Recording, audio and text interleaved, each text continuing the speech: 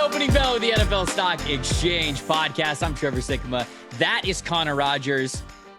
Do I bring up hockey? I feel bad if I bring up hockey. Please, it's We okay. brought up hockey the last couple of pods. If you listen to the Monday pod, I jokingly opened it up and said, hey, Connor, great series, Bolts in 6. But we had recorded that podcast before Game 5 had even been played. And so obviously anybody who follows hockey knows that the Lightning won 2 in a row. But it's okay because I was in New York over this weekend. I actually saw Connor. We shared some beers. We shared a good meal together. So we are still friends. We are still doing the podcast. Even after a hell of a series, the Lightning came out on top there.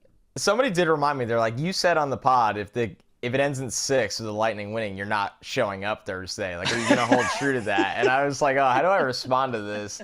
You should have just said like, yeah, you're right. I quit. Fun fact, I'm not showing up. He's doing the pod alone. No, we had a great meal in New York. We had great beers in New York. Boy, did we ever. The women of NFL Stock Exchange gathered as well. It was just a big feast. So all is well. On to next year for my New York Rangers and on to the Stanley Cup for your Tampa Bay Lightning for possibly the 3rd time in a row, which would just be absolutely nuts. I am very excited to see them and the Avs because they are just very different teams, to be honest with you. So I can't wait for this. It was a fun run, and I always put it like this. Like, it was so surprising that the Rangers made to the Eastern Conference Final when you look at where they were projected before the year, that as much as I was sad, you try to appreciate the good times. You said when we were sharing a few adult beverages together, you were like, you know what? Rangers beat the Penguins in dramatic fashion, and I'm gonna stay with that, and I'm gonna stay happy. And it was a good season because they did that. I made a promise. I said, as Game 7 was going on and went overtime, I looked at my girlfriend and I said, I will not complain if they win this game. This is all I want. I need this. I need them to win one series, especially against Pittsburgh. Yep. I will not complain if they get steamrolled against Carolina. So I had house money. They beat Carolina. You did. You said that. You said you got house money. So I know it's crazy to hear a passionate sports fan say that, but I really do mean it. Well, as you guys know from the title and from the audio intro, if you guys are listening on podcast form, today we are ranking our top 5 wide receivers for the 2023 NFL Draft here in the summer scouting series. Now, Connor and I each watched 10 wide receivers, but the way that we like to do this is we don't tell each other who we're going to watch. And now, like the quarterback position, okay, we watch the majority of the same guys. Sort of the same thing with running back, although there were a handful of players that we didn't watch there.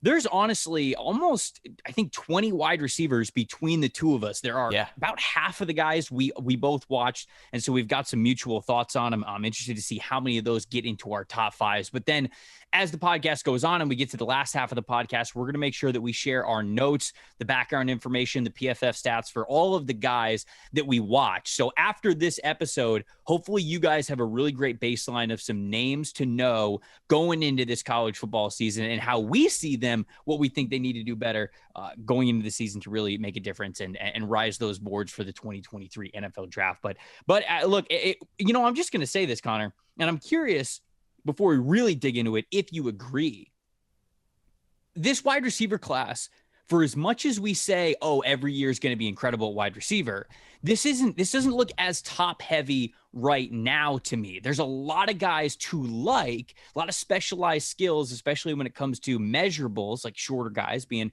quicker, faster players, bigger guys being these contested catch guys. There's a lot of players like that, but it's not as top heavy as I feel like the last couple of years have been at wide receiver. I completely agree. Watching this class, it's funny. It goes to show you how spoiled we've been in recent years at wide receiver, because you're watching these guys, and there's really good players. There's a couple guys right now that I would project to make it into the first round. But I think you're right, Trevor, that it really leveled off. It evens out. And even my number 1, number 2, number 3 guys, they all have significant questions that I wrote down that I think they can answer this year easily. Right. But they're significant questions that can keep them from being a top 15 pick, which is the new norm. We see multiple wide receivers go in the top 15 like it's nothing, or a back-end round 1 guy, a top of round 2 guy. So this is what I think will be one of our strongest conversations, because I think we've had differing opinions on both the quarterbacks and the running backs, actually. I would not be surprised if that trend continues. But the outlier in this show is that, like you said, we each watched 10 guys, but I think we each watched 5 different players as well. And then by the end of the summer, we'll be fully caught up when we make the Stock Exchange big board. But I think that's going to add a really new layer to this episode as well. Yep. We're going to get into the question of the day before we get into those wide receivers. But before we do that, before we get to that Q&A, it's time for everybody's favorite ad read, which is a new ad read, folks. Manscaped has a treat for you guys. Gentlemen, Father's Day is right around the corner, and our friends over at Manscaped are here to ensure all of the father figures out there are looking daddy material this June. I knew you'd laugh at that. I knew you would. Manscaped's Performance Package 4.0, which includes their signature lawnmower 4.0, is the perfect bundle to tackle any old man hair from head to toe. This right here is no dad joke. That's what it says in the copy, but I feel like by saying that this is no dad joke, that kind of itself was a dad joke. So maybe absolutely it's dad joke was. Exception we're dealing with here. Treat him or yourself and join the 4 million men worldwide who trust Manscaped with this exclusive offer. Get 20% off and free shipping with the promo code PFF at manscaped.com. Trust me, the dad bod will thank you guys. Manscaped is designed with fathers in mind, and the Performance Package 4.0 is here just in time for your pop's special day. Inside this package, you'll get the Lawnmower 4.0 trimmer, the Weed Whacker for the ears and the nose hairs as well, the Crop Preserver ball deodorant. They're throwing that in the package. The toner, the Performance Package boxer briefs, which we talked about, and a travel bag as well to hold all the goodies. First off, you got to start by saying that the Lawnmower 4.0 will be the official MVP of Father's Day. That we do know. Get 20% off free shipping with the promo code PFF over at manscaped.com. That is 20% off and free shipping. PFF over at manscaped.com. We don't have a closing line. I might have to make one up. That one was very tame. I'm actually surprised considering Manscaped reads. That one was a little bit more reserved. I was when you kind of led in with Father's Day, I thought it was going to be like, does your dad's balls sweat? Well, we have I don't think. See, the thing is that I don't think they can even seriously have me read something like that, because the good listeners, you do it. You're like Ron Burgundy. I do it, of course. Anything Manscaped puts on the prompter, Sikkema will read. Yep. That's what but that's so good. I wonder if they thought if we're pushing it a little too far, people were gonna be like, all right, now I'm picturing my dad. Now I'm not. Now I can't buy this. Now I can't do it. Sure. Yeah. There's even a limit for Manscaped. Instead, you got to just go out and make sure that you get the product. All right, Connor, I got a Q&A before we get into wide receivers, or a question of the day. And I don't know it for those at home. I've been too busy tweeting at the Price is Right every day. I see you, and I salute you. I thank you for your work on trying to get me on the Price is Right. If you guys don't know what we're talking about, listen to the Monday mailbag episode. We talked about bucket list items for life and career. Or just go to Price is Right if they have a YouTube channel or any format that you can respond to, and just spam them with put Trevor on Price is Right. We will bully the Price is Right into doing this. I just want to make sure everyone's aware of that. Okay. Anyways, the question is, how do you eat sunflower seeds? Okay. Like, when you think, are you a sunflower seeds guy? You watch baseball, so I got to assume that you're at least sort of a sunflower seed guy. So when I played baseball, I was. What is your method? Golf. What is your method for eating sunflower seeds? Are you like one at a time, handful, you crack in each one of them? You hold some of them in your cheek while you're doing work with the other one, trying to kind of that doing surgery. I won't just put a massive handful in my mouth and so much salt. It's because it's always hot when you're eating sunflower seeds. Sure. People didn't think about that before they made it the baseball snack. Yeah, separate them.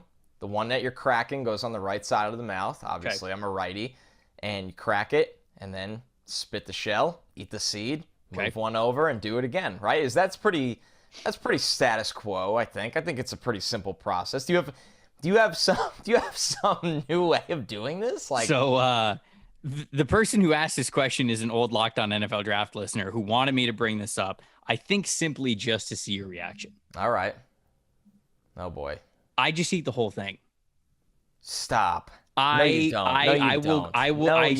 will grab anywhere from 6 to 10. He's out, folks. Of all the things that we've talked about since January, that's what got Connor to get out of his seat. There's no bleeping way. I will take about 6 to 10, anywhere from 6 to 10, chuck them in my mouth, and just start chewing. That's it, recklessly. So that you chomp on the shell. Correct. Yeah. Yep. What? Yep. Does it even break? Yeah. Like apart into little pieces? They never get stuck in your throat? They never get stuck in my throat. There are times when like I've chomped down like a little piece of it's like a shard into my gums. But when did you find out that this is like borderline? We might have to put you in a home. Pretty early. Like I think that I would go to a baseball game with my dad, and I'd have to, that like Russell Westbrook meme where that gif where he's like sneakily eating popcorn on the end of the bench. So like nobody sees that he's eating popcorn. That was kind of like me with sunflower seeds. Like I wouldn't let my dad see that I was just like eating the whole. Oh, so you really enjoy this. Like you didn't even think it was, like you knew it was totally screwed up and you just had to get away with it. I don't know what to tell you. I don't know what to tell you. You're really not messing around. Like this is actually. Yes. No, I'm sometimes, Connor, I wish I was trolling. Have you found anyone else that does this? There's always that one person on Twitter that's like, "Hey, I'm with you, buddy. Like keep your head up." You know what? I haven't. All right, as you can hear my dog, maybe my dog's also defending me and he's like, "Hey, I eat the whole sunflower seeds too." But no digestion issues. It just everything's smooth with the sunflower shells. I've never experienced any digestive issues. No, so I wish. Yeah, I don't know what to tell you. I don't know what to tell you. I don't wish you to have like an X-ray or a CAT scan or anything like that. But there is this comedy element of it to me, if that you did this with sunflower seeds, and then ended up having one, and they print out your X-ray or your CAT scan, and there's just millions of sunflower shells in your like stomach. they can't die. And they're like, "Do you eat rocks? Like, what is going on here?" Did you ever have the? Oh, shoot, I guess I don't know if this isn't true or not, but like as a kid, they were like, "Oh, if you swallow gum, like it can't digest in your system." Yeah, they say it's in your stomach forever. Right. So I just thought that like if I every piece of gum that I've ever swallowed just is in there. Stomach. Maybe that's the case with sunflower seeds. So I had to embarrass myself there. I love it. Embarrass myself to start off the podcast.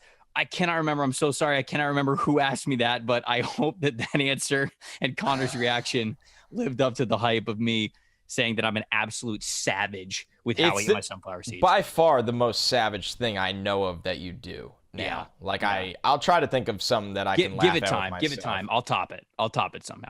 So wide receivers. Speaking of savage, I don't know how that's a transition. I really don't. I mean, I guess there's a couple of savage wide receivers, but I talked at the top of the podcast and I said, hey, this group isn't as top heavy as it has been in years past, but there are a lot of fun skill sets to like. And as we have seen in the NFL, whether it's with NFL draft, whether it's draft picks or whether it's capital and free agency, even draft capital that trades certain picks for wide receivers, teams are always trying to get better in that area. They're always trying to find the perfect skill set that's going to complement their passing attack, who they already have, what they're trying to build. And I think there's a lot of guys that could be really great complementary pieces, if not takeover pieces for this offense. So let's do the same thing that we have in episodes past for summer scouting.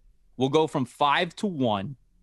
You tell me, you kick it off. Who is your number 5 wide receiver of the guys that you watched? So out of all the number 5s, right, running back, quarterback, now wide receiver, this was the one that by far I struggled the most with. I mean, there were truly 6 guys that could have been in the spot, and I wouldn't feel any differently that drastically. Well, hold on. Wait.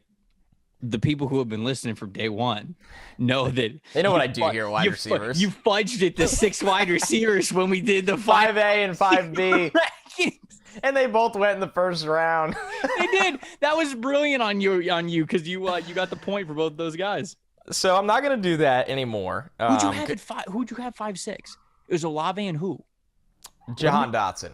Oh yeah. Okay, so you got both of them. Good for you. Got both of them in there. Top 20 too. Yeah. So all right. So with this one, because we are gonna get into the many honorable mentions today, so I won't waste much time there. Number 5 for me was Rakim Jarrett from Maryland. So definitely a guy that former 5-star. I think a lot of people, especially Maryland fans, of course, are very familiar with him because expectations were huge.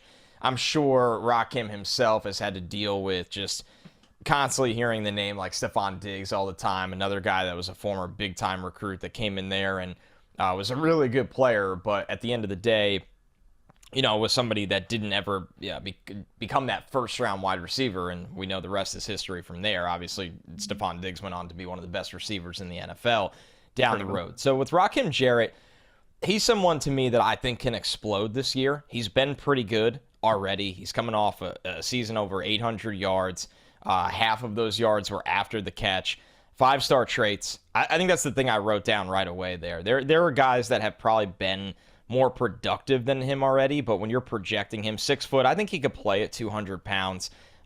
He is somebody that has played about pretty even in terms of playing in the slot and playing outside, and they even motion him around. We get a little creative with him, which is good to see.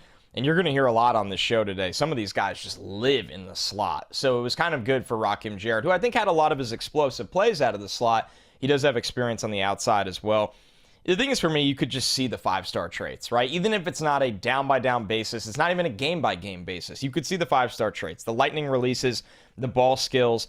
The most important or most notable thing I wrote down with him is he's a spectacular catch machine with insane adjustments. There's just plenty of times where on a deep out-breaking route outside the hashes towards the sideline, he can adjust to the ball, control his body over the middle of the field. He can adjust and focus. So there was a lot I liked in his game. There's obviously a lot of things I would like to see him progress to the next level. I would like to see him consistently play that fast. I would like to see him be a dominant force. And I think some things have been out of his hands at times at Maryland. I think if he was in a situation that not only was there more talent around him, but, it might be a little easier for him. He's coming in, and when you're a 5-star going to Maryland, no offense to Maryland, a good program, you're looked at as a superhero. When you're a 5-star that goes to Alabama, Ohio State, or Georgia at wide receiver, you're just another guy. So that can help you, that can hurt you. But with Rakim Jarrett, like a lot of players you'll hear on this show, he's definitely in a tier below the next 4 guys I have. There is a noticeable difference, but the 5-star traits flashed on film,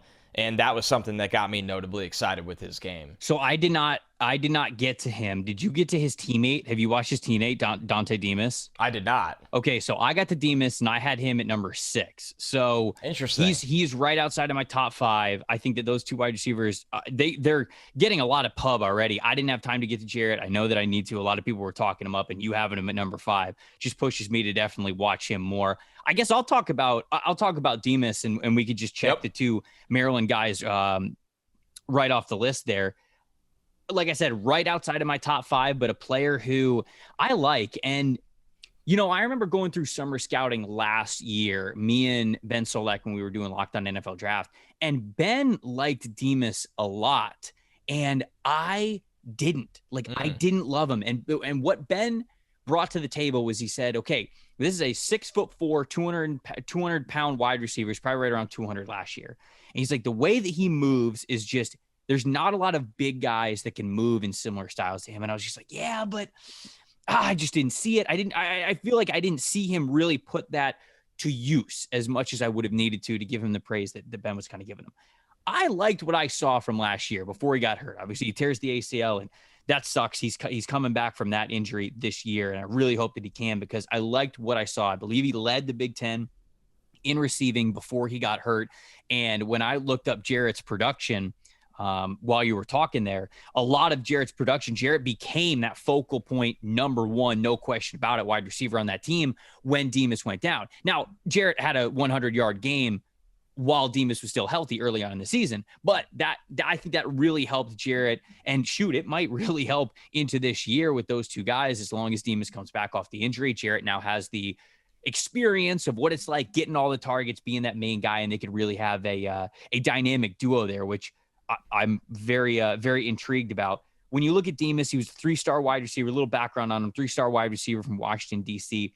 He led Maryland in receiving both his sophomore and junior seasons. And, I was reading up on him a little bit, and they talk about, his coaches talk so much about his work ethic now. And they do so in the tone where they go, Dante wasn't always like this. Like, he kind of had to mature a little bit right when he got on campus, but the way they speak about him now, a quote from his head coach, Mike Loxley, tremendous leader on and off the field, a guy that is very vocal in being a leader and a guy that will put in the work. He will visibly be a leader in what he does and what he says. They consistently praised his work ethic no matter what. And his coach kind of went on to say, you see a lot of those skills show up now in bigger ways because of the work that he has put in. So I think that you like that certainly as an X factor when your coach has that much good things to say about him. Demas, I already mentioned that his size, 6'4". I think he's right around 205 now. He's gained a little bit of weight. I got as his strengths, good athlete for a player of his size. Now, I definitely see him making the most out of that athleticism with his measurables. He can create some separation vertically. He can bring you some yards after the catch element too with, again, that work ethic, that mentality. But he can also be a quick hit guy. I think they used him in the screen game and the short game off of slants more than I thought that they were going to, honestly. Had some really nice contested catches, getting towards the middle and deep parts out of the field, which you love to see. The lateral quickness was also something that was really impressive for me for a player of his size. Because, Connor, you know this, man, when you are just bigger, we watch wide receivers all the time. You can't judge a 5'10" wide receiver and how he moves laterally the same that you judge a Drake London thing all over again. Right. It's just these are different players. And I thought for the lateral agility portion of his scouting report, I was very pleasantly surprised with what he did. The weaknesses,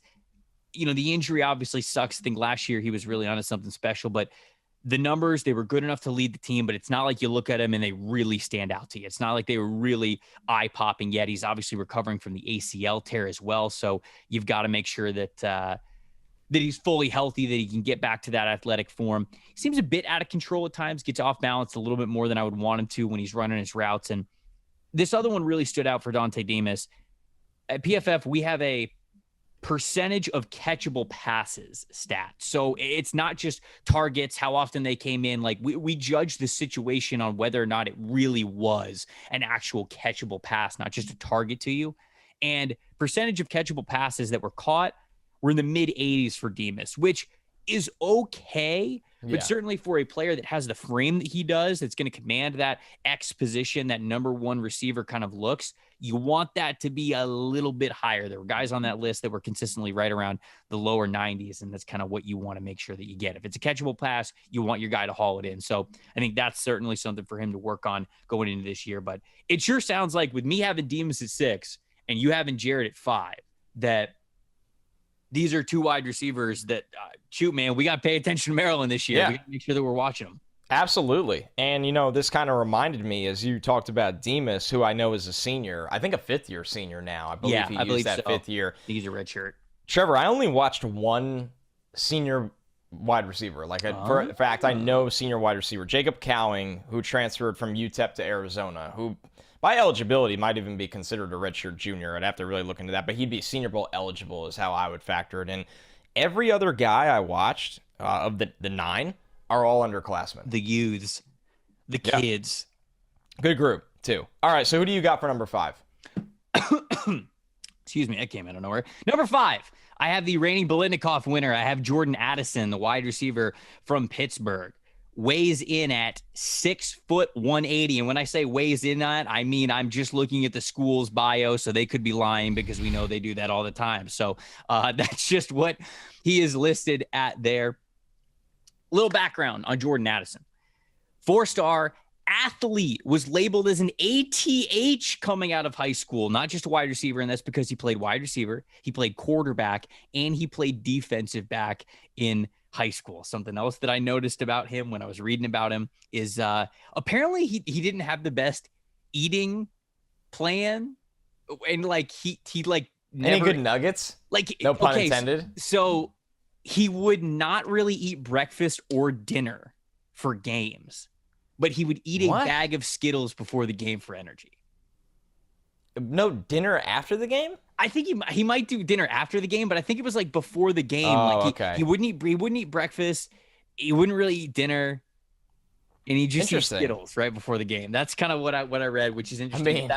Something's working right for him. Something's working right for him, clearly. So the Skittles, I mean, we better have an NIL deal lined up for our guy here. Chose Pitt over Notre Dame and Maryland. And an interesting note here is that Notre Dame only scouted him or only offered him as a corner. If they would have offered him as a wide receiver, an article that I was reading was talking to, I believe it was his grandparents. And his grandfather said, yeah, he probably would have gone to Notre Dame if they would have offered him as a wide receiver. So not great, Brian Kelly. That's a tough one. A little swing and a miss there. Played in 10 games, started 8 as a true freshman in 2020, led the team with 60 receptions and 666 yards. But in 2021, man, nuts. Just absolutely blew up. Led all of college football in touchdown receptions with 17.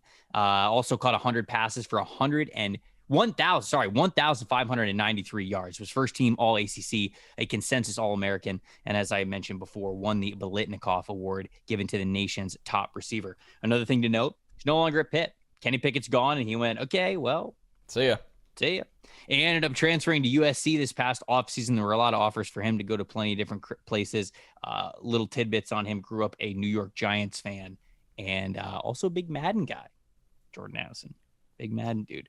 Strengths in the game: smaller guy, as you would expect, but he's a really quick player with good athleticism for his frame, especially when it comes to that change of direction. Route running specifically. Some guys, they like to save a lot of what they can do in the change of direction when they're trying to make guys miss in the open field, when they're trying to break some ankles, make guys whiff on the tackles, and they can't exactly translate that into route running when it comes to getting in and out of your breaks. Jordan Addison absolutely does. He's a confident route runner who consistently sets up defenders really well in space, both with the ball and without the ball. As I mentioned there, really good long speed as well to stretch the field. Does most of his damage over the middle of the field, but you certainly get vertical as well. The weakness in his game, it's a smaller frame, and the smaller length also causes some issues when getting off the line of scrimmage against press coverage. And then naturally, if you got a 50-50 ball coming your way and you're only 5'11", 6 feet tall, that's just not an advantage that you have there to go up and get it that we see that some receivers have. So look, I think that he had a ton of production. It was fantastic to see him on the receiving end of a lot of Kenny Pickett's success last season. Very interested to see what he does with Caleb Williams, with Lincoln Riley at USC. I think it's going to be another really strong year for him. I thought the best quality that he brought to the table is route running. I think that's going to still be the case, and that's why I still think the NFL is going to love him. But did you watch Jordan Addison at all? Is he further up on your list? What do you got? I did, and this is the easiest transition ever. He was number 4. Love to see it. You had him at number 5. I had him at number 4. It sounds like we see eye to eye on Jordan Addison, right? And it's crazy to – it really is crazy when you think about it, to have a guy that won the Biletnikoff as a sophomore, and he's not in the top 3 wide receivers for either of us. Yeah. And he's definitely in a tier where it's close, right? He's a really good player. I'll start off with the positive stuff because there was a lot of things I really, really liked about his game. That was pretty similar to you. I wrote down easy gas off the line of scrimmage. Like that kind of acceleration was not a problem for him getting into his routes. Sells routes with sharp steps and head/shoulder fakes. Yes. Knows how to change the tempo of his routes. So this is just a guy that knows how to get open, right? That's it. It was kind of, if you're looking to always trace it back to the last wide receiver class, I think that helps listeners, kind of put an easy image in their head. It's never going to be an exact science, but the closest thing, watching him this summer was a little bit like watching Garrett Wilson last summer, where it's like, okay, this guy knows, he's been well coached, he works on his routes, he knows how to sell his routes with not just his lower body, but also his upper body. And he knows how to make plays because of that. Now, there's also plenty of things that he's much different than Garrett Wilson at. But I wrote shifty before and after the catch with great balance. I loved his balance. Here's some of the things where you start to go, okay, it's got to get a little better. 11 drops in 2021. That's a lot of drops. I don't care how many targets you're getting. It's a lot of drops. And I believe he had 10. I know he had a lot in 2020 as well. So drops are a thing with Jordan Addison.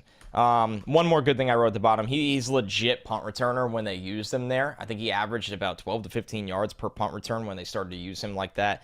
So he's very legit with the ball in his hands if they have to go that route. But once again, the drops, overall physicality, because he's playing at 175 pounds. He's a slender guy on tape. It's not like, oh, they didn't update his weight because, nobody's doing that. It's pretty obvious on tape. So there's a lot to like. Body by Skittles. Yeah, you nailed it. Yeah, body by Skittles is, it's been working, but in the NFL, I don't know if it's going to carry over that way. It's not Marshawn Lynch. We gotta find out how to get a little bit of protein into some Skittles. I don't know if Skittles mix in a shake. Protein Skittles now or something. There's got to be a protein company out there that can make a Skittle flavored shake that Jordan Addison is going to be a big fan of. 2 Skittle shakes a day. There you go. Jordan Addison, get to 185. You'll be fine. Yep. Wide receiver number 4 in this class. Ton of production. a ton of the little things the right way, and that's why he was so successful. Now, I will say it was interesting watching Addison play with a guy that went in the first round of the NFL draft at quarterback, and it's a credit to Addison, but it's also a credit. Kenny Pickett threw him a lot of good balls, and Addison made the most of them. Addison, the timing was right, leading him was right, finding him was right, and it really helped Addison, and he gets open, so he deserves that credit right there. Some of the guys we're going to talk about today, it was interesting, did not always have that luxury, and a lot of them are probably more on the honorable mention list, but it was just definitely something I noticed where I'm like, oh, I forgot, this is Kenny Pickett. Like, these are good throws. Right. So good player. And a conversation that I know we had last year at the PFF office, and I think a lot of people love to just do this naturally. You go, okay, star wide receiver, star quarterback, who's making who? Like, is Kenny Pickett making Jordan Addison, or is Jordan Addison making Kenny Pickett? They just helped each other. They were good together. They were really good together. Boring answer, but it was. I think that they were just really great together. And I think that you saw obviously a lot of success. Kenny goes in the first round. Jordan Addison wins the Biletnikoff Award, which is really good. I feel like I had one more thing on him. Okay, that I wanted to make sure we get to. I mean, he had 144 targets. So in terms of volume, this was the guy that we're going to talk about today. His volume was just bonkers. I mean, 144 targets. He tied with Josh Downs, but everybody else that you're going to hear about isn't sniffing that. So we have a stat at PFF, and it's labeled in PFF Ultimate. It's labeled threat, and essentially what it is when you are on the field, how often are you targeted when you're a wide receiver? So it just takes that and just divides the targets by the receiving snaps, and you end up getting a percentage. Jordan Addison's threat percentage was 26.9%. So 27% of the time that they're throwing the football and Jordan Addison's on the field, they are throwing it to him, which is, it's not the highest, because there's another guy that I'm going to talk about later who has the higher one, but I think it is second highest of all the wide receivers that I watch. They went to him early and often. So yeah, I wanted to make sure that we threw that one out there, as well as slot percentage. He played 68% of his snaps from the slot, which you would probably expect from a guy of his size. Yeah, and that's going to be lower than a lot of guys we talk about today, which is bananas. Which is nuts. Yeah, when you think about it. So Addison, to me, it's wild to say this about a guy that just had a monster year, an award-winning year and everything.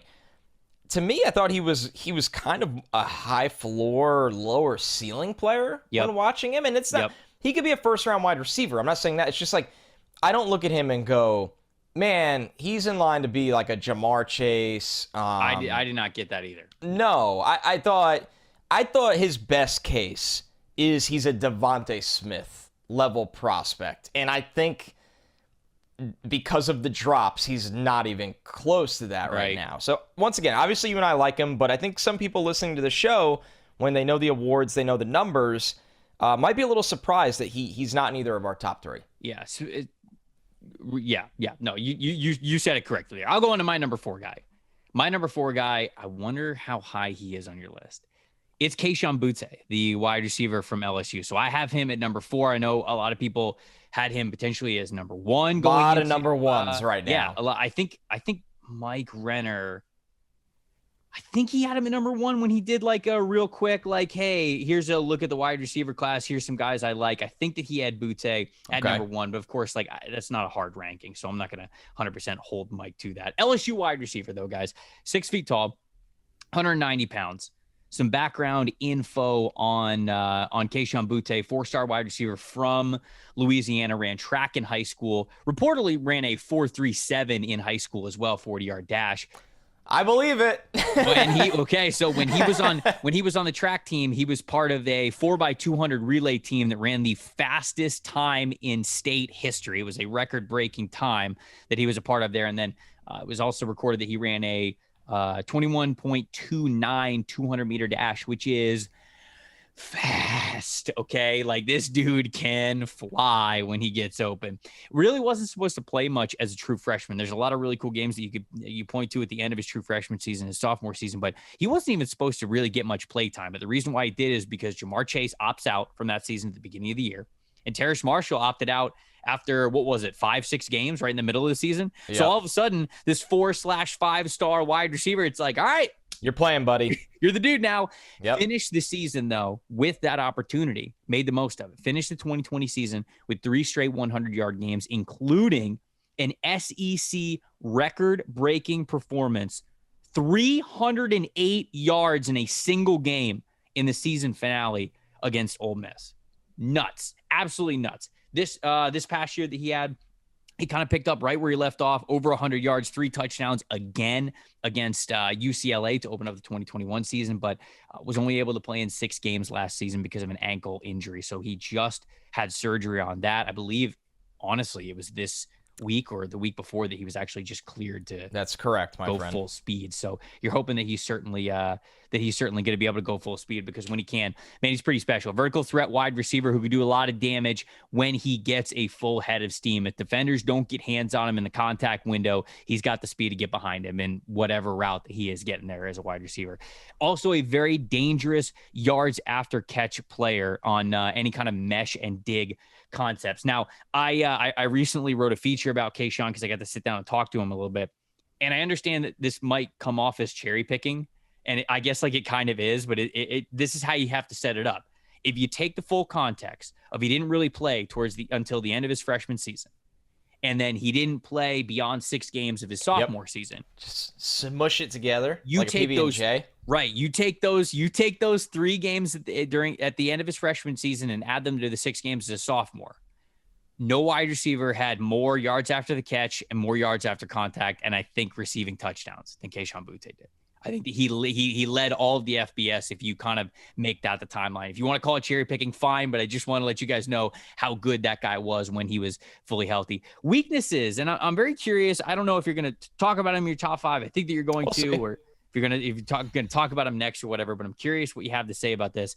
Perhaps I was being fooled by just how easy he makes it, but I felt like his speed was much more smooth than it was like full-on explosive, like really explosive, especially in the change of direction. I wasn't as impressed with the acceleration, which is crazy for me to write down, but I watched a handful of games of his, and I was like, okay, you see him get to the top speed. I just thought that he might be able to get to it a little bit quicker. Maybe it's the shorter strides that kind of fooled me there. So it's just there were times when I knew his speed background and he wasn't getting as much separation in the early parts of his routes as I thought that he was going to. Any PFF stats that stand out? Obviously, I mentioned the yards after catch, yards after contact. Ooh, contested catches. There you go. I was going to say catches. I had one written down that was pretty, notable. Contested catch percentage 37.5%, which is low. Like we got to be higher than that, especially if you're doing a lot of work over the middle of the field. You know, you're going to be working through clutter. There's going to be some guys around you, at least threatening to hit you, if not hitting you when the ball is arriving. So he definitely got to make the contested catch numbers. We got to secure that ball. But Kayshawn Butte overall, really nice athletic player. I got him at number 4. So remember how I opened the show and did the whole, like, man, we were different on quarterbacks. We were so different on running backs. Like, today he's going to be more different than ever. Number 3? He's number 3 for me. So we lied. We lied. We lied to the people. We completely lied. We're absolute frauds that we just put together the same exact rankings, even though we watched totally different players. This means that I know for a fact that you have one other player in your top 2. That you will not have. But no. Well, right? that is for sure. You did not watch a player who is in my top 3. I knew that one going in. Yes. But okay, go ahead. Go ahead, talk about Kayshawn. So, I mean, yeah, I agree with you, and I think we're outliers in our thought process with him. All right, let's start with just kind of mix it up, good and bad. He'll be 20 years old on draft night if he enters the 2023 draft, which is that's pretty nuts. I mean, you're talking about a guy that has a birthday, as far as I know, on May 7th. Born in 2002. So an extremely young player that, when you look at it, he's produced on a college football field at ages 18 and 19. It's pretty insane. And that's something that does matter to me when you look at wide receivers, because it was a big argument the entire year, not to keep talking about Jamar Chase, but everybody was like, oh, he was away for a year of football. And it was like, do you realize when he was like a 19-year-old, he was running by NFL caliber corners? So I really like. Right, he had like what, 20 touchdowns or whatever it was. Yeah. So Boute's youth is something that is extremely exciting when you factor in some of the flashes on tape, like you said, Trevor. Sure. You smush in the amount of like the times he's actually playing compared to everyone else, and when he is playing, he is typically better than everybody else. He's coming off season-ending injury in 2021. I believe he's had multiple ankle surgeries because of it. I didn't know that. I'm for sure there was one. I was reading a couple things that there reportedly has been 2.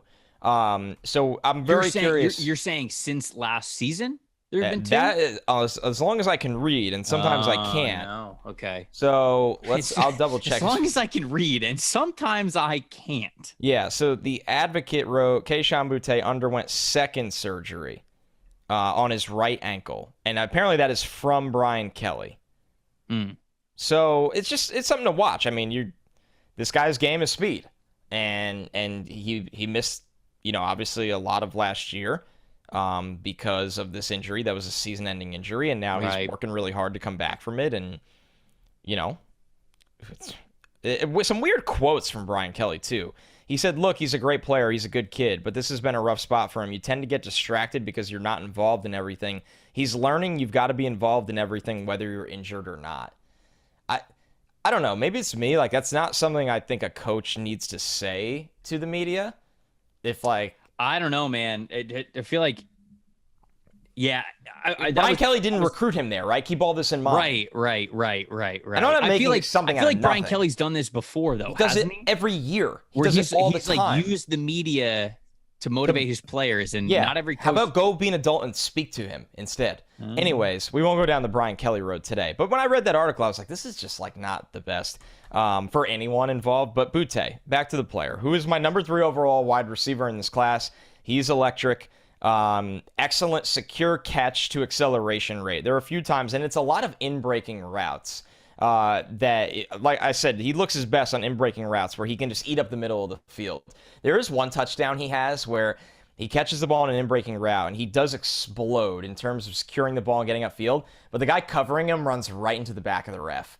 And he did. I was shocked. The UCLA game. Yep. I was shocked. Like the guy was a good sport about it, and I didn't see him turn around and like scream at the ref or blame the ref. But I'm like, I don't think he would have caught Boutte anyway because he's that fast and has that good of acceleration. But I was like, ooh, that's a bad situation. Look, it's a savvy move by Boutte coming off the screen.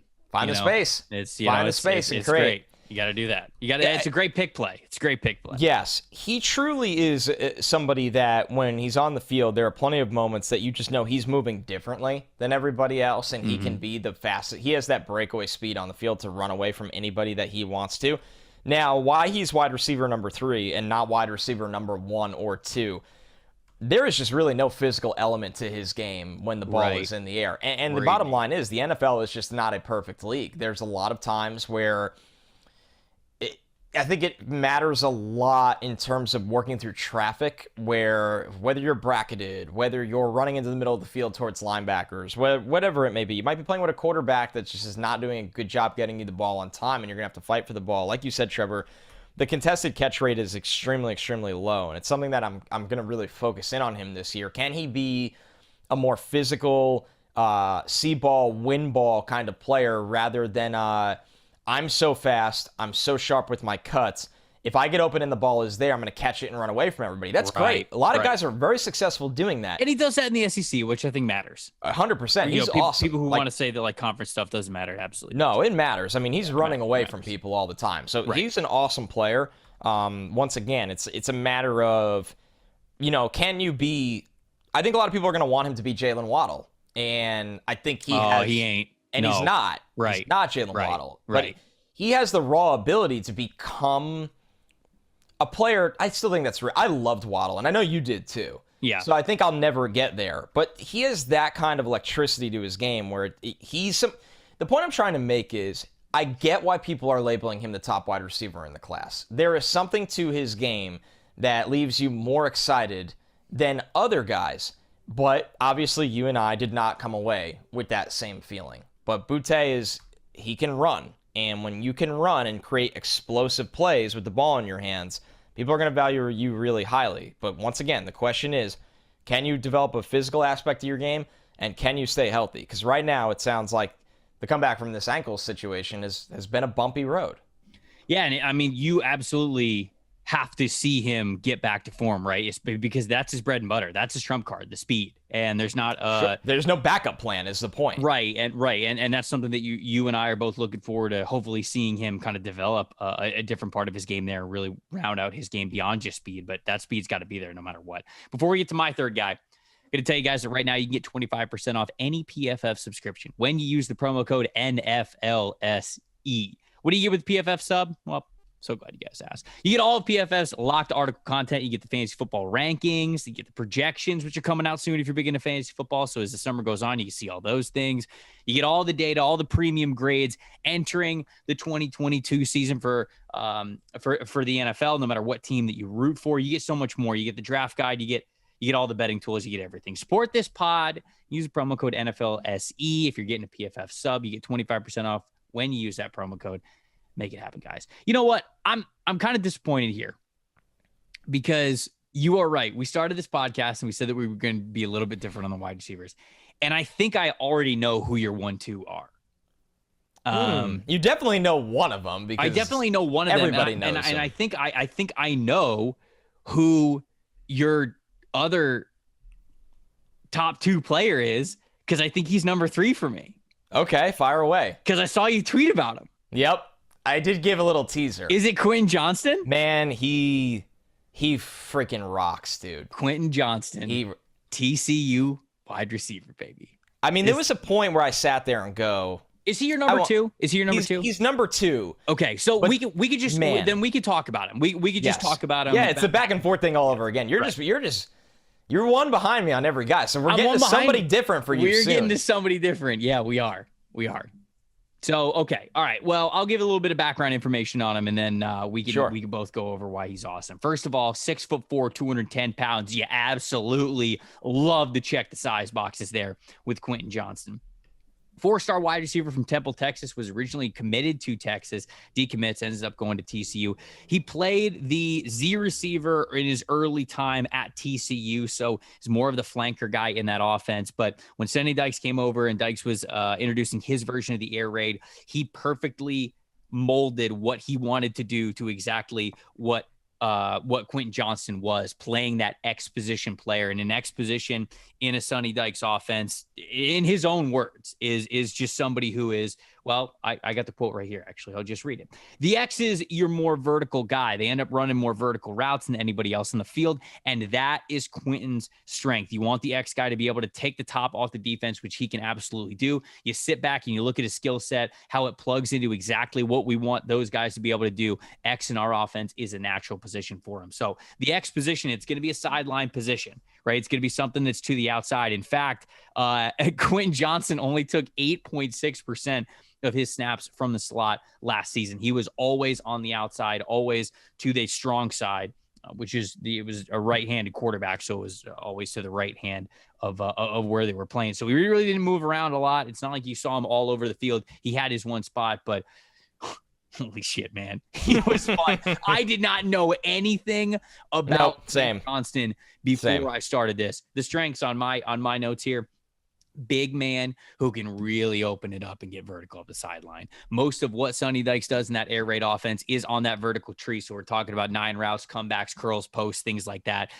Good amount of explosiveness for a bigger wide receiver, which is something that you definitely look for, right? When we talked about the Jordan Addison, the Kayshon Boutte, and like when I was talking about Dante Demas, you kind of have to evaluate these guys almost on a weight-adjusted plane. But when you see plus explosiveness, plus change of direction, plus speed, whatever, just plus movement skills, when you are 6'3", 6'4", that is a major bonus, something that you have to highlight, that you have to give these bigger guys credit for. And Quentin Johnston absolutely brings that to the table, no doubt about it. The weakness I have in his game, bigger body gives him plenty of advantages against smaller corners, but there are times when I think that he struggles to separate versus press coverage. And kind of as I was watching him, there were a handful of instances where I was like, oh man, I thought he'd break off a little bit quicker than that. And I went back and I watched Hakeem Butler, because Hakeem Butler is a massive draft miss of mine. A lot of people like to be like, oh, like, what are some of your biggest misses? Hakeem Butler was a massive miss for me, guys. I fell way too much in love with the down the field production, and I wasn't focused enough about what was going on at the line of scrimmage on a snap-by-snap basis. Quentin Johnson is not Hakeem Butler. He does not lose in press coverage like that. And he does not get bullied as a big man. But there are just times where I think, especially when working to the outside, right? When cornerbacks have inside leverage on him and they are planning for him to go and up on the outside, are there little subtle things that he can do, either hesitation or something with his hands? Just create something where you can get a little bit more space, getting vertical, because I know you got the speed to stretch the field. Just get that separation a little bit sooner. I'd love to see it from him, because when it comes to attacking on in-breaking routes, like when he is taking a step one way and then hitting a slant, a quick slant to get the ball, he can separate very, very easily. So I know that that's not an issue of his game. I think it's just a technique thing, something to really set up defenders a little bit more when they're playing him with inside leverage. But overall, dude, he's number 2 for you. He's number 3 for me. We clearly really, really like this player. Loved him. I think if it was such a pleasant surprise, because I just admittedly did not watch a ton of TCU last year, where I was so aware of the dominant force this guy can be. I mean, you're looking at a former 4-star. He chose TCU over Texas, Oklahoma, Baylor, Notre Dame. I just wrote down big alpha male outside wide receiver, huge strides for build-up speed. He gallops. It's a difference. It's, you might have a guy that's 5'10" and runs 4.4 or 4.35 and has these little choppy steps and can fly and is a jitterbug. With this guy, when DBs open up their hips and turn to run down the field with him, he just covers so much ground. And he's waiting for the ball a lot. Crazy. So I looked at that, and when you write down alpha male outside wide receiver, like, I didn't write that down about a single guy of the 10 I watched besides him. There was not a single player that I wrote down like a definitive dominant outside wide receiver, right? Like, if people that really like Drake London are going to really like Quentin Johnson, because his style of play is kind of some things you said, where he's really big, but he's not clunky. He knows how to get open. He knows how to play with a really, really smooth element to his game, has plus tracking, has plus ball skills. He will rip the ball away from DBs. I posted one of them against Oklahoma, where right at the pylon, he rips the ball out of the Oklahoma DB's hands, and he does this and stomps on the ground. And the ref kind of told him, like, I'm not going to flag you, but chill. And he's like, all right, I'll chill. This guy plays with a different edge to his game. You know what's funny is Jordan Addison will do the same thing. Jordan Addison on some of his touchdowns will do like the little boy, celebration. He'll look back and he'll do like the "you're too small," but it's hilarious because Jordan Addison's like 6 feet tall. So it's almost like I imagine Jordan saying to them, I'm 6 feet and I make you look like you look small. Like, I'm making you look like a little person next to me with what I'm doing to you, which it was hilarious. And I wanted to give Jordan Addison his props for that, because that's awesome. But you're right. Quentin Johnson does the same. Quentin Johnson does make players look small. He'd make NFL corners look small. That's how big this guy is. Yep. It's not a situation last year, like the whole year we were told Jalen Tolbert's 6'4", and then he measures in like 6'1" at the combine. This guy looks big on tape. Yes, huge. He's huge. He plays big on tape. Once again, he just plays with this attitude that he knows he can be the most dominant player on the field, and it shows up. And I just think that he's better than his numbers, and and that's probably why you and I were so pleasantly surprised by him. Honestly, it's probably why when we turned on the tape, we said, "Wow, this dude is way better than we could have ever expected," and doesn't really drop the ball. I can't believe you got him at number 2. Yeah, I thought I was going to be high on him at number 3. I was like, this is going to be my guy. Like, this is going to be my guy that, like, I'm off the rails on, and everybody's going to be like, who? And yeah, obviously you did your work, as you always do, and had him number 3. The Stock Exchange is the Quentin Johnson podcast, and I'll tell you what, man, I couldn't do it, but I wanted to make an argument of why I think he's the most talented wide receiver in this class, and I won't do it today. I'm not there yet. I just want to make it clear that if that's how I feel by the time December or January rolls around, it's just not a surprise. He also doesn't drop the football. He catches everything as well, and a lot of his catches are in traffic. What was it? Oh no, his contested catch was 33.3. That was way lower than I thought it was going to be. Yeah, and some of he's catching some punts out there. I'd like to make that clear. Okay. Not all contested catch opportunities are created equal. Sure. As much as we love the data that we have, it helps that you can click on it and watch them. So I think that his contested catches were a little different than some of the other guys that had that low rate. He forces missed tackles with kind of more creativity than a 6'4", 215-pound guy could have. I saw a spin move. I saw a stiff arm. Mm-hmm. And that was the same experience I had watching Drake, where I was like, wow, he's not just like a catch the ball, plod, lower my shoulder, pick up 3 yards. There's a little creativity because of the feet he has. This dude's awesome, man. Average depth of target was 18.7. I mean, obviously you and I are huge fans of him. I watch TCU every single weekend this year just to watch this dude play.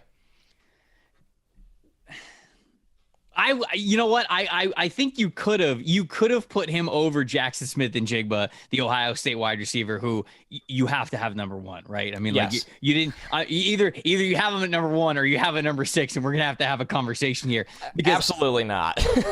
I also have Jackson Smith-Njigba at number 2, which means the player that I watched that you didn't. I have him at 2.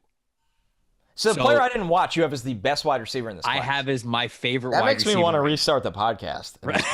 And I knew that right when you told me, we're right in the pre-show, folks, we told each other all the guys that we watched. And when you didn't name that player, I went, that's the reaction. That's why I was like, oh, because I knew I had this player at number 1. I didn't know we were going to be so similar here. But before we get to him, let's just talk about Jackson Smith-Njigba, who is such a fun player. He was part of that trio of Garrett Wilson, Chris Olave, and JSN at Ohio State last year with CJ Stroud and that incredible passing offense. 6 feet tall, 195 pounds. That's what Ohio State's got him listed at. This is a true threat of a slot receiver. You know, you go over to the slot percentages that we have at PFF, over 88%. Yeah, he's a what is it, Diamond Club member in the slot. He is a Diamond Club member, no doubt about it. Background on him: 5-star wide receiver recruit from Rockwall, Texas, had 97 receptions for 1,800 yards and 20 touchdowns as a junior. Then as a senior had 100 catches, 2,000 yards and 35 touchdowns. Was named the Texas Gatorade Football Player of the Year, which anybody that knows anything about Texas high school football, means a thing or two. That might mean more than a Heisman, it feels like, for some people. Played 7 games of true freshman season at OSU, but didn't play a ton, obviously because of all the talent that they had there. Became a starter his sophomore season last year, and at the end of the year, with Garrett Wilson and Chris Olave opting out of the bowl game, he set a college football single game receiving record with 347 yards in the Rose Bowl against Utah. Fun fact, his brother plays outfielder for the Pittsburgh Pirates. So a very athletic family that we have there. Strengths of Jackson Smith-Njigba. There's so much to like about his game, but truly the number one reason why he is so high on this list is that he just understands the position so well. When you play in the slot, sometimes it can be because a coach is trying to mask something you don't do well, right? Where you go, okay, this guy doesn't really separate super well. Let's give him two-way goes. Like let's make the defense guess. Let's get him some mismatches. Maybe a linebacker will be on him sometimes. Like, let's do something to manufacture where we can get his skill set in the best situations possible. It is not a crutch that Jackson Smith-Njigba is in the slot as much as he is. It is an advantage. Believe that, because when you give this guy two-way goes and when you allow his mind to evaluate the coverage in front of him, the coverage pre-snap, post-snap, where he needs to go to make sure that he is in a great spot for CJ Stroud to deliver him the ball, he does it so well every time. You got to be good at two things that I think consistently win in the slot. You got to understand space really well, and you've got to be able to have reliable hands over the middle, because there's often so much clutter. Again, there's guys that are either bumping you, hitting you, something. They're around you, they're behind you. You've got to be able to reel it in. Dude, did you see his contested catch percentage? Yeah, it's what, like 90%? Yeah. 90%. It's unbelievable. This guy simply does not drop the football. No. Now he's not an insanely explosive athlete when it comes to change of direction, but he's very smooth. It's good enough. I'll say that. Understands how to work in a vertical offense as well. He can certainly be a threat when going up the seam. He understands the coverage leverages, as I said, the inside, the outside, what teams are lining up in, where he's going to be able to find the space. He can be a quarterback's best friend, and he absolutely was, because with an offense that had Garrett Wilson and Chris Olave, Jackson Smith-Njigba had by far the most first down catches of any wide receiver in that group. So weaknesses, he's not super twitched up. Going to be honest. You're going to hear a lot of people all year long talk about how he's limited as an athlete. He's not this super explosive athlete. He's going to be labeled as more of a smooth runner than an explosive one. The 0 to 60, if you will, is the issue that I had the most, because the long speed, I think once he gets speed, he can stretch the field. He can be a vertical guy, but he's just not. Like, you're watching some games and you're watching Garrett Wilson on the other side of him. You're going, okay, these are two different players, right? Garrett Wilson's much more of a twitched up wide receiver than Njigba does. He's just more of a smooth, smart wide receiver, but man, does he play that position well. He's so good. The reason he's my number one wide receiver is, especially over summer where we have so much time and these things change, you'll never miss taking a Jackson Smith-Njigba. You'll never miss. The only way you ever miss is if he just falls out of love with football and is like, you know what, this isn't for me anymore. I'm going to go do something else. And obviously the way he plays, it looks like the guy adores the game. I mean, it's so obvious the kind of work he's put in. He's 20 years old. He won't turn 21 until February, so he's going to be a 20-year-old going through the beginning of this draft process. And he has had a dominant season of college football already under his belt in an offense that was bringing in a young quarterback in C.J. Stroud, who got better as the year went on. A lot of that was because he had a player like this as a safety valve. Yes, Garrett Wilson and Chris Olave draw a lot of attention. That might help him, but he was still the dude in this offense, and that means something. 89% of his 2021 snaps, like you said, Trevor, were spent in the slot. He's the Diamond Club member of the slot. Actually, not Diamond. He's Silver. There's a couple of guys that are Diamond. Wait, he's not a Diamond Club member? No, maybe Gold. Not Diamond. Not Platinum. Not Platinum. And I'm curious how they use him this year. Okay. All right. I'm curious how they use him this year. If they move him around more, I think they will. There's just so much polish in his game. It's the route running, in my opinion, understanding spacing, understanding tempo, the adjustments to the football, the timing of the football, understanding when the ball's going to come his way and not making it obvious, turning back, waiting, late hands. There's so much in his game that screams he's going to be a 1,000-yard NFL wide receiver. Easily. In his sleep.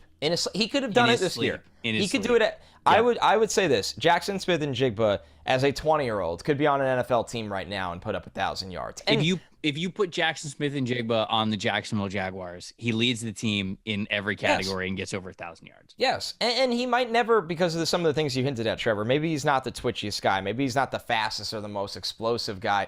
He might never be a top 5 receiver in the NFL, but his floor is so insanely high at his age that his question is, how is he going to play out of the slot? Right? That's really it. Right. That's really it. That's the question. All the other guys haven't even besides Addison, sniffed a season like the one he just had. And it's just this school churns out wide receiver talent. They coach wide receiver talent. They recruit it. Obviously, they went down to Texas and got this kid. That's a big statement. And they did that with Garrett Wilson as well. Garrett Wilson was a 5-star from Texas. So there's a reason these guys are going to Ohio State, and they're making the most of that opportunity and developing at an alarming rate. All right, you ready for it? Yeah. I didn't get to watch this player, so I'm just gonna say I'm truly a listener of the pod right now. It's A.T. Perry from Wake Forest. Dude, boy, did they throw the shit out of the ball. Loved him, man. And boy, was he on the opposite end of a lot of those passes, okay? Here is the breakdown of him. 6'5", 205 pounds. So he checks the size boxes. Again, you absolutely love to see it. He was only a 3-star wide receiver from Lake Worth, Florida. Okay. He was an all-county athlete in football, basketball, and track and the long jump. His mother also ran track at Arizona State. So he comes from an athletic background, played a lot of sports growing up. Massive leap as a redshirt sophomore wide receiver last season. Over 1,200 yards, almost 1,300 yards, 93 catches, 15 touchdowns. This guy had an unbelievable year when it came to production. Again, took that massive leap from what was the year before. That was really his coming out party last season. Dude, the strength of his game, there's so much to love about his game. One of the most all-around wide receivers in this class. This is my blurb on him. A lot of other players in this group have specialized skill sets according to their measurables. Not only does A.T. Perry create separation and win at the catch point like you would want from somebody who is 6'5", he has lightning quick feet off the line of scrimmage and well above average agility as well as change of direction considering how big he is. He's also very willing and aware as a blocker, instantly becomes an athlete and a playmaker when the ball is in his hands despite his size, looks for that yards after the catch, and even makes defenders miss in the open field, which you don't see a lot with guys who are 6'4", 6'5". He brings so much to the table as a wide receiver. He did not really play much in the slot. I think that he was 9.6% in the slot. He just doesn't do a lot of it. He is your true outside wide receiver, but I think that he brings so much to the position. So much more than a lot of these other guys even. When you look at, okay, this guy's big. Is his trump card winning with strength? Okay, that it is. Does he give extra stuff to the game? Okay, outside of Quentin Johnston, maybe not a lot of these guys are doing that.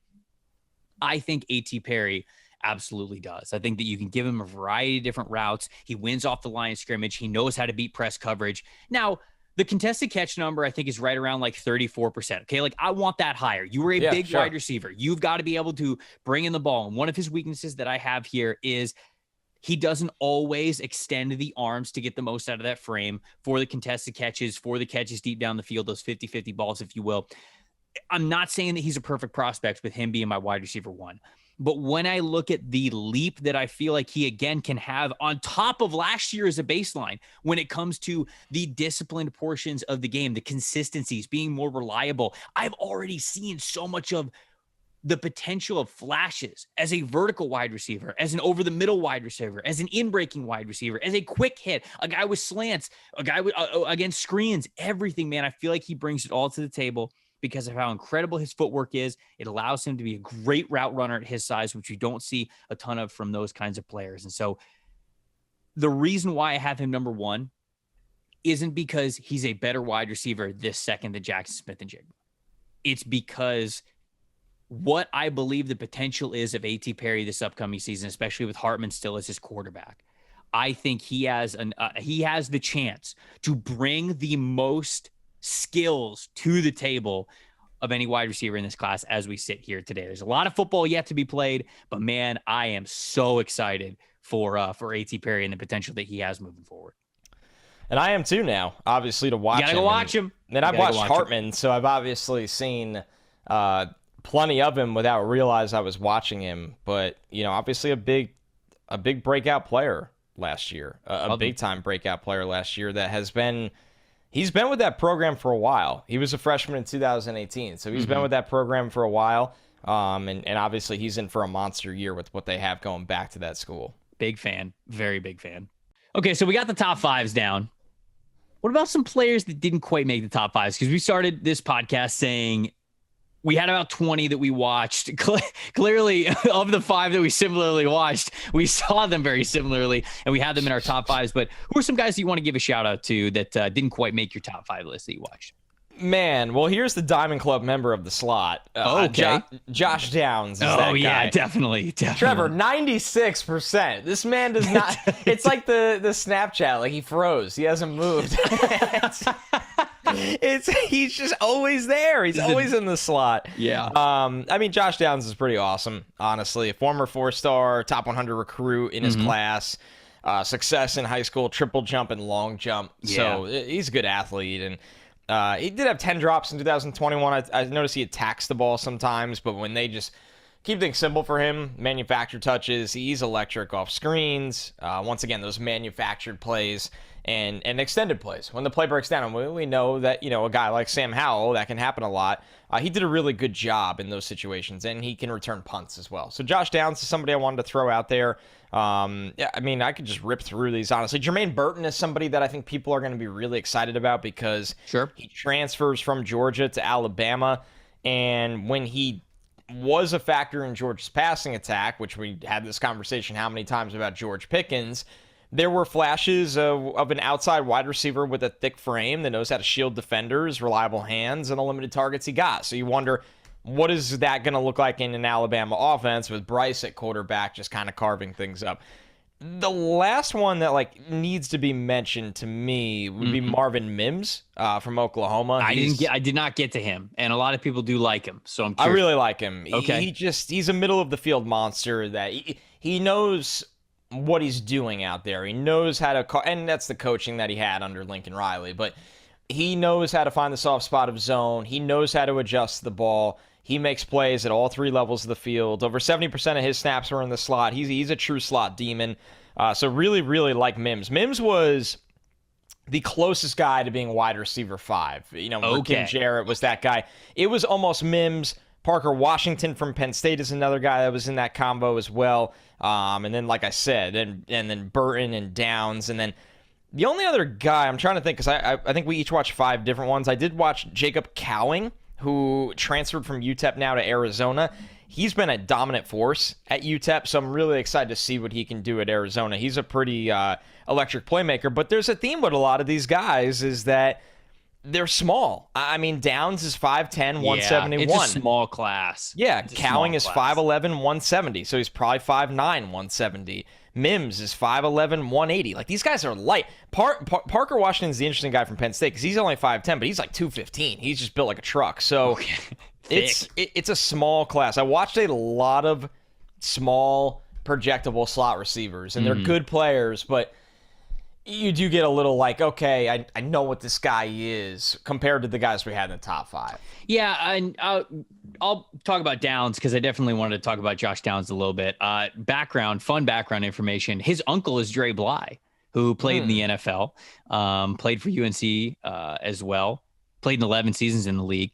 Currently the cornerbacks coach, which is funny enough, on Mac Brown's staff, so he gets to coach your nephew there. Yeah, it's kind of cool. Downs' father, Gary, actually played running back at NC State. So it's funny, UNC, your son goes to UNC, you're from NC State. Also played in the NFL from 1994 to 2000. He's now the running backs coach at East Tennessee State. So definitely got a football family there. It's a long time in the NFL. Yeah, man. He played. That's not just a cup of coffee. He's playing for a while. Love the way that Josh Downs moves as a wide receiver. I think that as a wideout, I really loved what I saw from him. I think that he is a true master of the slot position. He understands it really well, and his skill set is perfect for it. Now, he felt like Jackson Smith-Njigba, but the refined parts of his game, the detailed, the X factors, those things that put Jackson Smith-Njigba over the top, I feel like Josh Downs did not necessarily display all the time.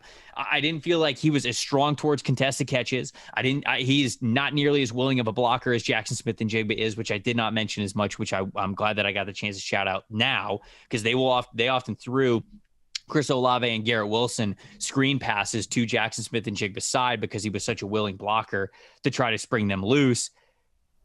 The contested catches thing, the strength profile, just was not there in his game. And he also just doesn't have exactly that feel for soft spots the way that Smith-Njigba does. So I liked him as a receiver. I feel like he's perfect as a slot receiver. So he's playing the right spot. We're getting to see where he's going to play in the NFL. But that strength profile of his game, JSN can elevate that, and I did not see that same thing from Downs. Dante Demas, I mentioned, is my number 6 guy from Maryland. Mentioned him when we talked about the 2 Maryland guys at the top. Wanted to talk about Zay Flowers because Zay Flowers has been around Boston College for a long time. I know a lot of people like him. 5'10", 180 pounds, and I did too. I liked him as well. Some fun facts about Zay Flowers. He's from Fort Lauderdale. He's a 3-star wide receiver. 4th youngest of 14 siblings. 14, Connor. 14. That's wild. Grew up in a 5-bedroom house, 9 brothers, 4 sisters. Wild. Just incredible. It's like having your own wolf pack. Just yes. 100, yeah, absolutely. A pack of buffalo even. You're just you're rolling deep along the where did buffalo roam? I mean, I guess I could say Idaho, but I wanted to say something more exotic than Idaho. Somebody yell at me in the comments, tell me where buffalo roam. The Dakotas? With a better play. I mean, that's not exotic either. I was thinking I don't know, somewhere in Africa, but Maybe I'm just a giant idiot. Zay Flowers played both wide receiver and defensive back back in high school. Helped to lead his team to back-to-back state championships as a junior, as a senior, and as a senior. I like Zay, man. I thought that he was a really natural athlete. I think that the way that you talked about, I can't remember if it was Addison or who it was, but you talked about them being able to gear their speeds really, really well. If he wanted to make tempo. sure he hit the final gear, he could get to it very quickly. If he just wanted to kind of pace things out, run it across the middle of the field, waiting for spots to open up, he can absolutely do that as well. I think that he really understands that part of the game especially well. Knew how to attack the leverages of defensive backs a lot like Jackson Smith and Jigba did as well. One would think that his size would limit him to just a slot wide receiver, but even at 5'10", 185 pounds, that's absolutely not the case. He played in the slot only 24.9% of the time. And so he was definitely somebody who they moved around a lot. He played on the outside more than he played on the inside. I don't think that he's super reliable in catching through traffic. I think that that's something that he could seriously work on, but I really thought he was a really good natural receiver. He seems like somebody who's going to be like a mid-round draft pick who a team's really going to love, maybe a late day 2 guy there. The other guy that I really wanted to shout out before we got out of here, Jordan Whittington from Texas, redshirt junior player. I've seen a little of him. Caught my eye, 6'1", 210 pounds. He caught my eye last year, and I was a real big fan of his. He's got some decent background information that I want to tell you guys about. 5-star recruit from Cuero, Texas. 3rd youngest of 10 siblings. Again, I didn't do that on purpose, the back-to-back, but crazy big family that Jordan Whittington's coming from. His older brother, Quincy, was a running back at SMU. His uncle, Arthur Whittington, played at SMU before going to win a Super Bowl, playing with the Oakland Raiders at the time. Earned all-state honors. Here we go. This is where it gets interesting.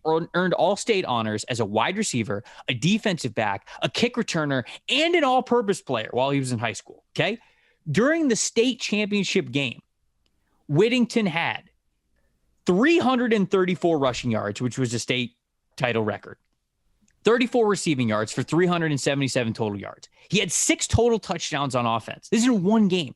Insanity. And he had 11 tackles as well, was named both the offensive and the defensive MVPs of his state championship. The MVP of the game. Absolutely nuts. Nothing.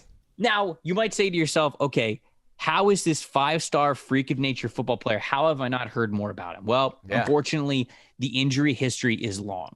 2019, he played the season opener, and then he aggravated a high school groin injury, which the doctors then shut him down for, so he didn't get to play at all in 2019. In 2020, he had a preseason hamstring injury. Then he had a torn meniscus in the season opener. That was followed by a hip flexor strain that he suffered in October when he tried to come back. Last season, things were going well until he suffered a broken clavicle against Oklahoma.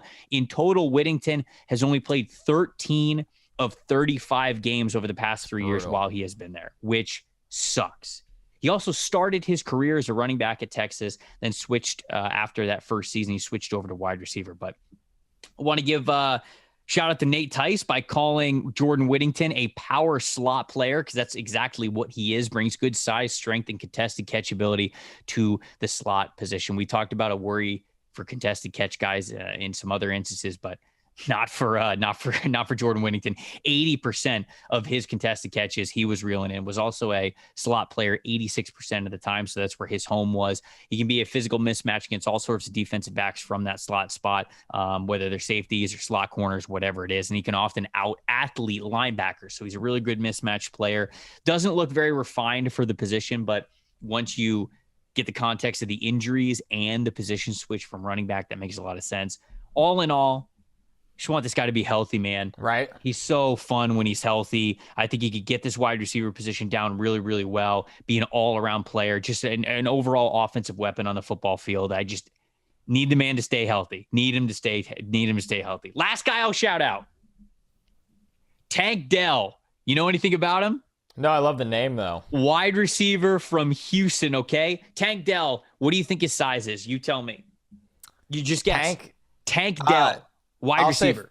I'll say 5'10", 220. Okay. He's 5'10". You got that correct. Nice. Nailed it. you missed the weight by 70 pounds. He is 155 pounds. His name is Nathaniel Tank Dell. He's had an interesting background. I think he went to, I believe it was Alabama A&M to start, played 1 year there. Then he went to Independence Community College where Netflix was for The Last Chance U. He wasn't on the show, but that's the college that they were at ICC. Then Dana he transfers. Transfers. Then he transfers over to Houston, and Dana Holgerson has made an offense out of him. Incredible route runner, very unique player. Definitely wanted to give him a shout out. If you guys have not watched Tank Dell yet, you absolutely should. There we go. I love it, man. We got through a lot of different names on today's show. I think we went through 20 wide receivers, I think, today. And that's the point. And that's the point, right? That's the point. We want to give people a baseline as they are watching wide receivers, as they are gearing up for college football and another draft cycle. We just want you guys to hear these names, the measurables, the schools, what we think about them. You know, the rankings are obviously going to change. You know, the rankings could change as I watch some guys that Connor didn't watch, as he watches some guys that I watched. And when we kind of get together and create the NFLSE preseason big board at the end of the summer, scouting series, those rankings, I think, will be a little bit more concrete. So it's less about the rankings here, more of just giving you guys some names to know. And fun class. I think fun class that a lot of people can see very differently depending on who you are and what you're looking for. That's the thing. There's going to be so much good debate over it, which is phenomenal. Good discussion. A lot to watch throughout the season. Indeed. That's what people need to keep in mind while doing this. This gives you a baseline of what to look for during the season. And if you have this conversation last year, I remember last year, Trevor, over the summer, I watched Drake London, Chris Olave, Garrett Wilson, Jahan Dotson, but nobody watched Jamison Williams. Right. And it changes an entire wide receiver class. Yeah. There's always a guy like that. So I think that's the fun part of it as well. Yep, no doubt about it. Wide receiver, we know that every team in the NFL is always looking to get better at playmaker. That's why everybody's always got to get eyes on this position. We got 3 positions down: quarterback, running back, wide receiver in the summer scouting series. Tight end class could shape up to be a damn good one. We'll talk about those guys a week from now. But before then, we got a Monday episode for you. It won't be a full Monday mailbag, but maybe we'll get some fun mailbag questions in there at the end of whatever mock draft format that we're going to have for you at the beginning of next week. That's Connor Rogers. I'm Trevor Sikkema. We'll see you guys on Monday.